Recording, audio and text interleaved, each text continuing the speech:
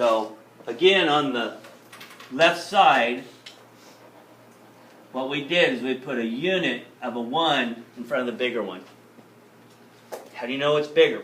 The exponent tells you. Tells you how, how they compare. Bigger the exponent. And so if we compare exponent of a -3 and a -6, the bigger the exponent's the -3. Okay? Don't say the bigger exponent's -6. It's not. Okay? So do those 3 on the right, and we'll see if you get them all correct.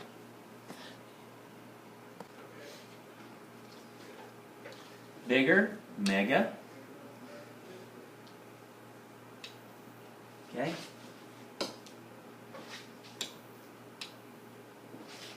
All right, and the difference is, was it 9? So this would be 1 times 10 to the 9. Billion. There's a billion millimeters in a megameter. Centi is a -2. And I'll go ahead and show this up above here, and all I'm doing is showing the exponent. So this is a -2. And you might do this. I don't care if you do this. It's kind of a good way to try to get these down a little bit better. And this is a -6.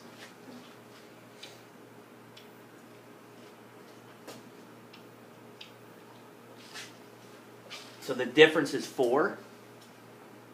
That's a bigger exponent. So I'm going to put 1.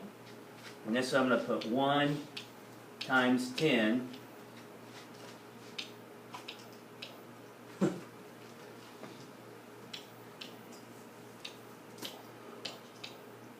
to the 4th. Should it be 8, not 4? No. How do you know Isn't that a mega? Okay, now, this is a U. Oh, I thought that was. I thought it was the one that like the label Cap, down below. right. Capital. Okay, and that's just something you got to get used to looking at, to differentiate between a micro and a mega. So yeah, if you had mega, then what you would have is a difference of 8. But that's not the case here. And then nanometer here is a minus 9, and decimeter is -1.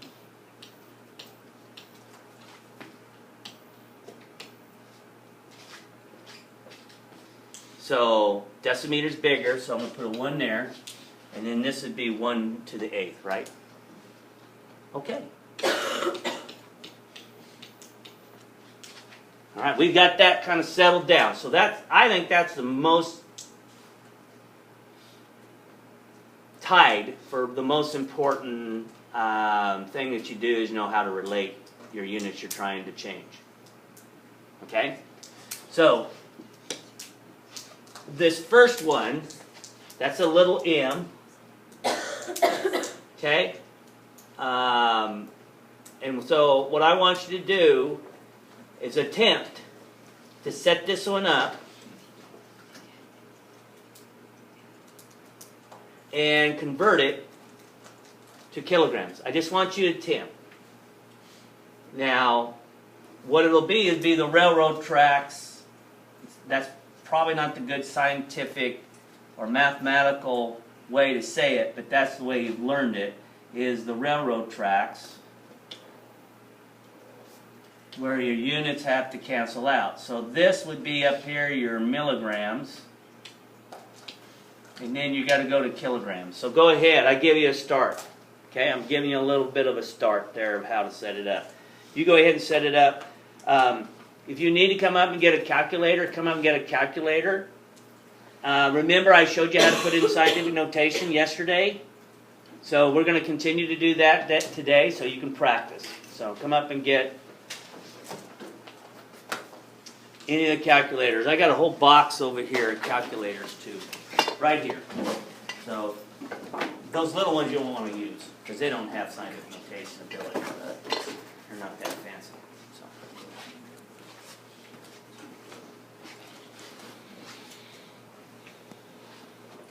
First way I'll do is I'll go 1, and I'll put all these zeros in. I got to count them all. I don't like doing that.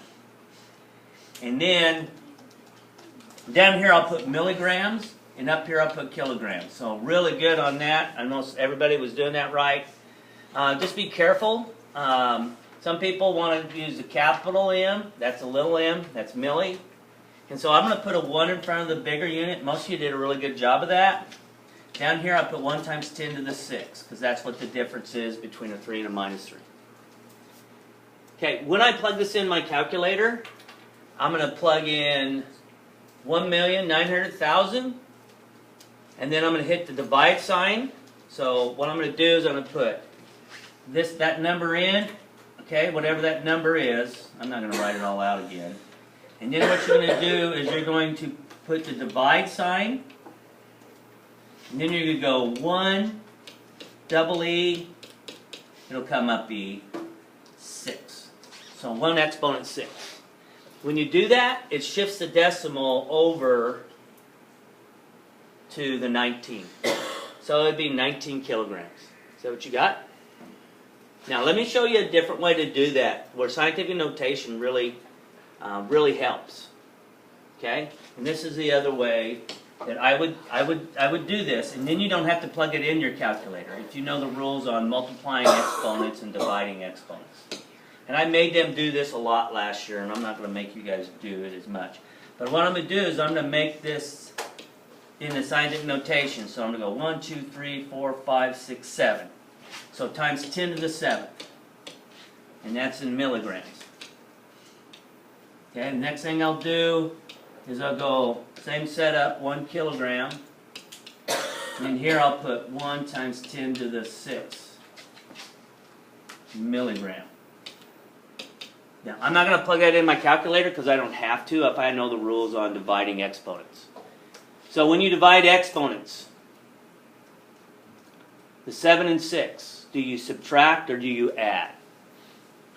So like this is 1 times 10 to the 6, up here is 1 times 10 to the 7th. These exponents, 7 and 6,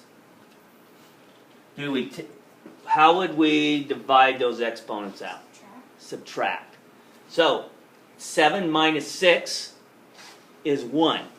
So my answer, I don't have to plug it in the calculator, is 1.9 times 10 to the 1st, or 19. See, I didn't plug anything in. And so if you put everything in scientific notation on metric conversions, if you have to multiply that, if that 6 was on top, it would be 13. Because you'd add them. It's that easy. Okay? So we might have another opportunity for you guys to do another problem like that. Okay? Alright. Go ahead and do the one on the right and see if you can set it up. We'll do as many of these as I think we need to do as a group. And then once I feel that you guys have this down, we'll go and do a little bit of English and metric comparison. So go ahead and do the one on the right here. So this is the next one you guys want to work on. Right there. So go ahead and do that one. It's a new, the units dividing out, that's not new. That is totally something you have done a fair share of already in the past. What is new is just the comparison and using scientific notation. That's the only thing that's new. All you're doing is you're saying, how do they compare? How do they become equivalent? So this one, I'm going to go ahead and put it in scientific notation. You didn't have to, but I'm going to kind of show you the method where you don't have to plug it in your calculator every time. Give you that option. You can do these really fast when you do it that way. So 5.1, you have very few mistakes too when you do it this way.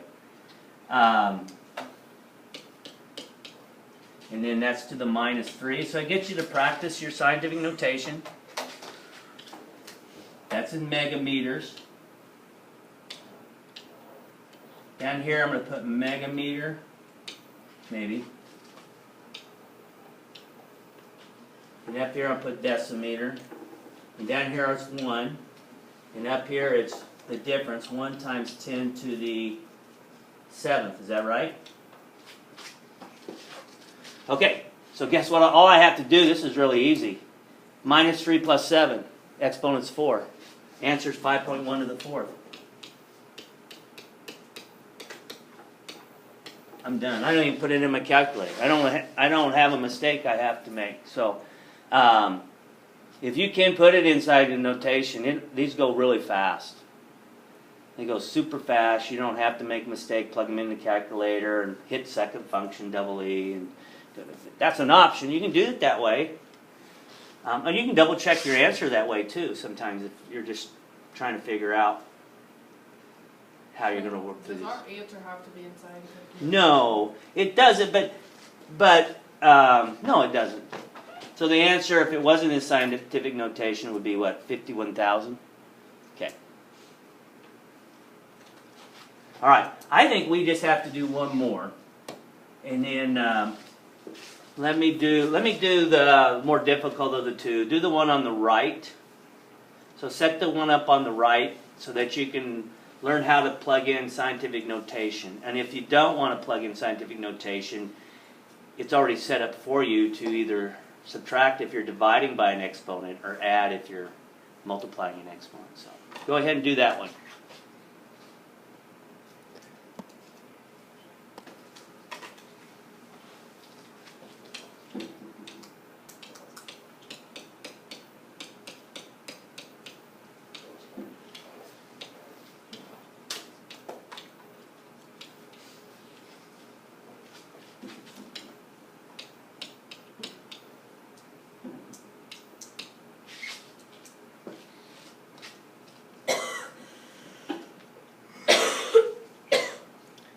So that's just 4.62 to the first, right?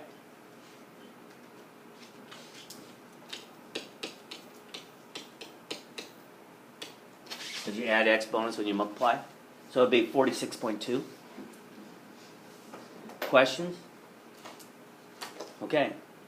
So if you guys have your handbook, you'll need to turn to page 134. 134 in your handbook.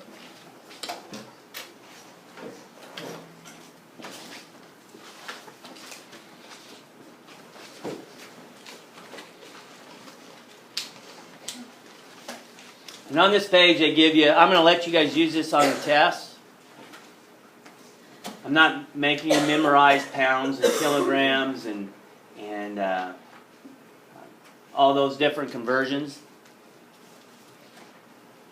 So all you need to do, they give you how they compare. And for some reason, some students have a hard time reading this because they don't know how they compare. They tell you what to do. Unfortunately, they tell you multiply if you're going from this to this. Okay? So we'll do a couple of these so that you see them. I know you've done a lot of these already. These don't involve scientific notation. So you don't have to worry about that part on these. So like the first one would be, you go 20 pounds,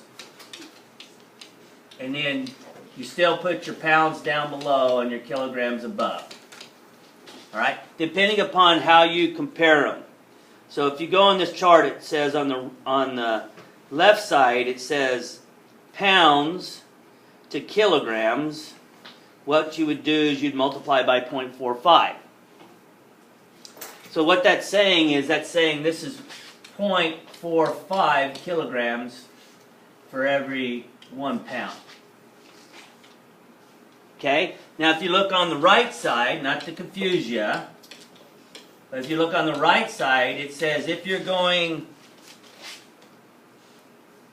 kilograms to pounds, then you'd multiply by 2.2, but we're not doing that. But you still can use 2.2 because down here you can put pounds, and up here you can put kilograms. You can say for every 1 kilogram I've got 2.2 pounds. So it really depends upon what you remember. I think most people probably remember it as 2.2 pounds in a kilogram, but that's kind of up to you. And then you go ahead and multiply it or divide it out. And either way, you're going to get the same answer. Okay? Why don't you attempt to do the last one? And I think that might be like a 2-step problem where you're going centimeters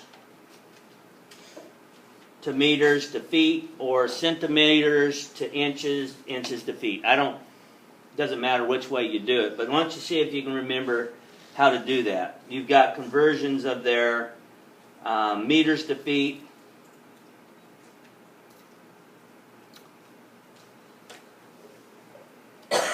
You got centimeters to inches.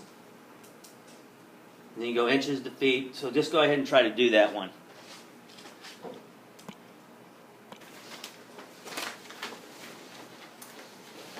So again, what you're going to do is you're going to do page 20,